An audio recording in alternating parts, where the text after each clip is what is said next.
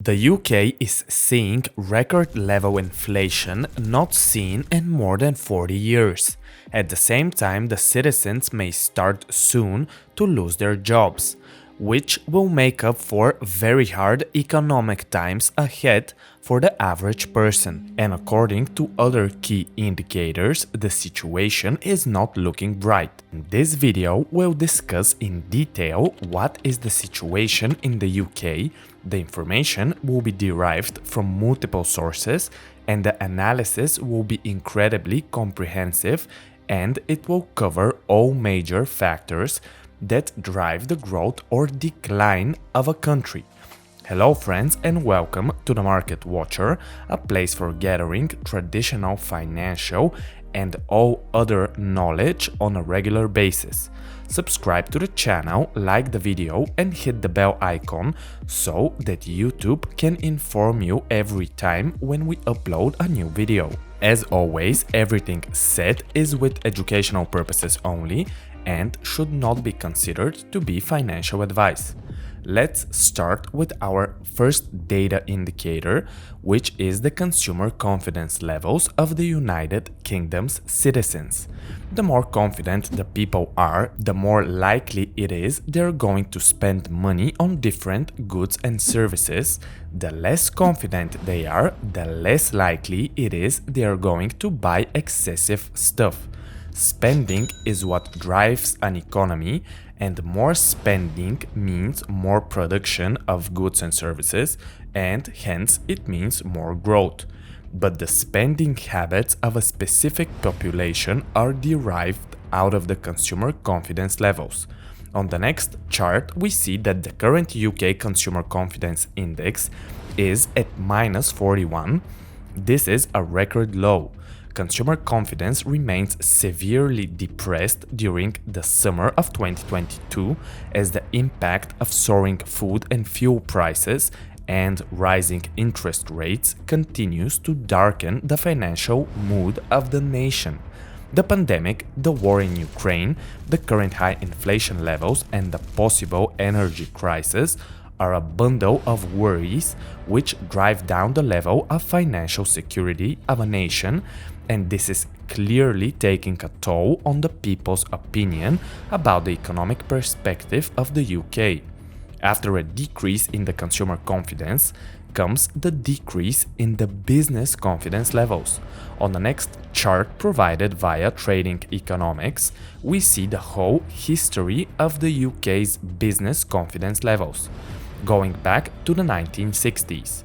The current business confidence is quite below the average level for the last 60 plus years, and we are now sitting at a level of -21, which is still higher than the -34 level we saw during the last quarter. Anything below the level of -20 is considered to be a business atmosphere which is depressed and poised to drive less growth. When businesses become less confident, they stop investing in future innovations and projects, or they at least minimize their spending. This often leads to higher unemployment because less business spending means less job creation and more job cuts. But this takes time. What is interesting is that if we take a look at the UK unemployment chart, we still do not see a major up move in the overall unemployment. The current level is 3.8%. During the last 3 to 4 months, this level of unemployment has not been changed. The record low was hit in March with a level of 3.7%. This indicates that from a labor standpoint, the UK is incredibly stable still. It will be very interesting how the drop in confidence will impact these levels. Another major factor, which is of enormous importance to almost every single UK citizen, is the housing situation and the so-called coming housing crash. The latest figures from Halifax Bank published on Friday showed that the house prices climbed by 11.8% in the last 12 months to July. However, they slipped by 0.1% month on month in July, and that was before the Bank of England raised interest rates to 1.75% to tackle soaring inflation.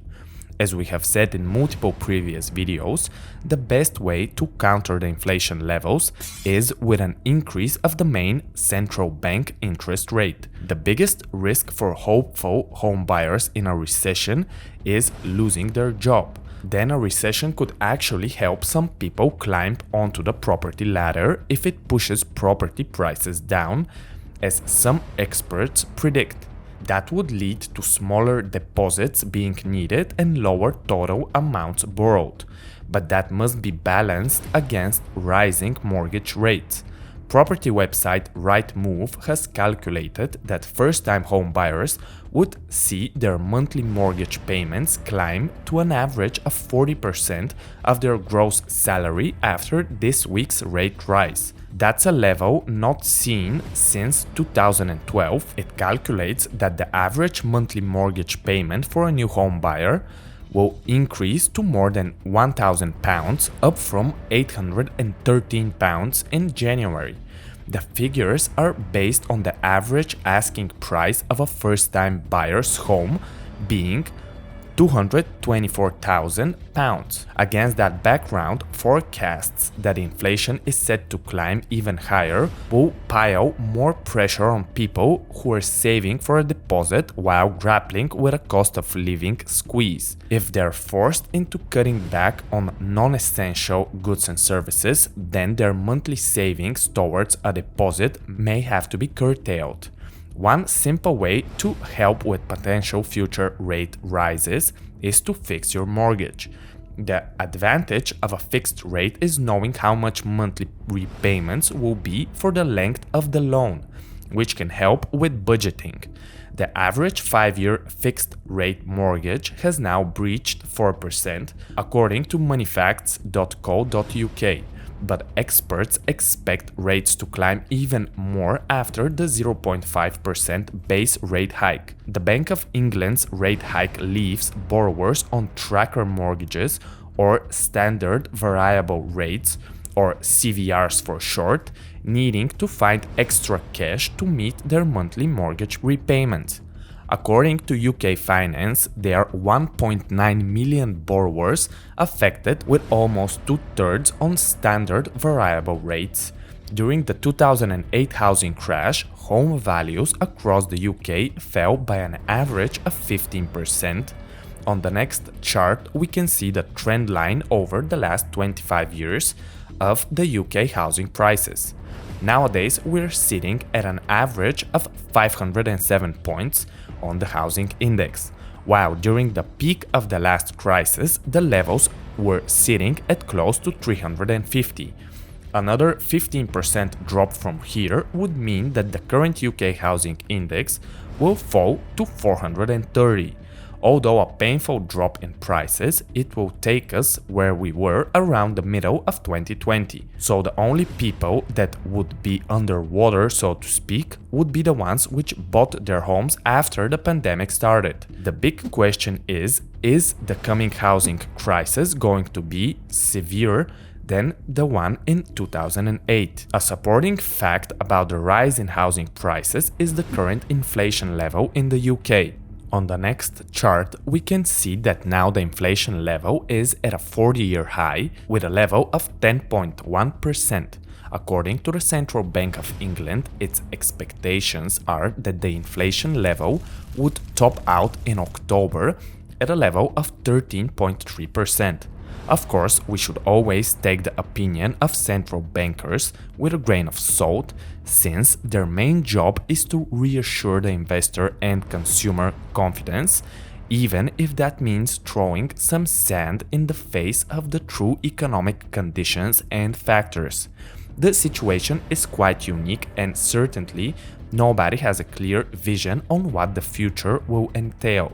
But the steep rise in mortgage rates is definitely a catalyst which will help drive prices down and at least cool down the rise in prices. So two different forces are at play here. One is the inflation rate, which, as we said, is historically high, and it drives more home sales as people avoid cash. But at the same time, as we see on the next chart, the tremendous rise in the mortgage rate helps drive prices down from about 3.5% in late 2021 to close to 5% 6 months later is a major driving force that will push back people from purchasing a new home. Another very important economic driver to understand is the lack of wage growth. On the next chart, we see the average weekly earnings wage growth in the UK. The chart shows the last 25 years. If we take only the nominal growth, we see that we're above the average 25-year trend line, with current growth being about 5%. But the reality is that the nominal growth is misleading. We must examine the real weekly wage growth. And in order to do this, we take the 5% current nominal growth, and from it we subtract the current inflation level of about 10.1%. This gives us a steep negative real wage growth of about minus 5.1%. This means that on a yearly basis, the average UK citizen has become 5% poorer, because the prices of all goods and services went up by about 10%, but his wage is up only by 5%. This at some point will make the financial situation of the average UK citizen quite dire, and he will have major problems with maintaining his current way of living without sacrificing some of his expenses and wants. To finish off the video, I want to go through some data regarding the rental situation in the United Kingdom. For this, we will take a look at the price-to-rent ratio. Since the late 60s, the UK has never had such high price-to-rent ratio. This means that prices have never been so high compared to rents. The current level is sitting at 129. For context, the average price-to-rent ratio for the euro area is 131. So in that case, the UK price-to-rent is not above the average for the euro countries, but still, this does not mean these levels are normal.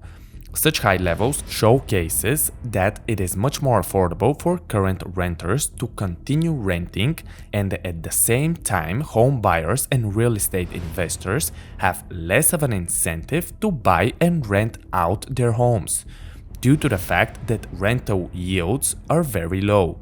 When this ratio drops, the rental yield would become higher, because the rent would become a higher percentage of the total property investment. With this, we end our UK analysis video.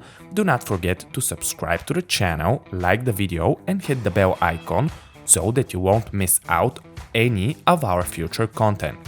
Goodbye for now, and I'll see you in the next video.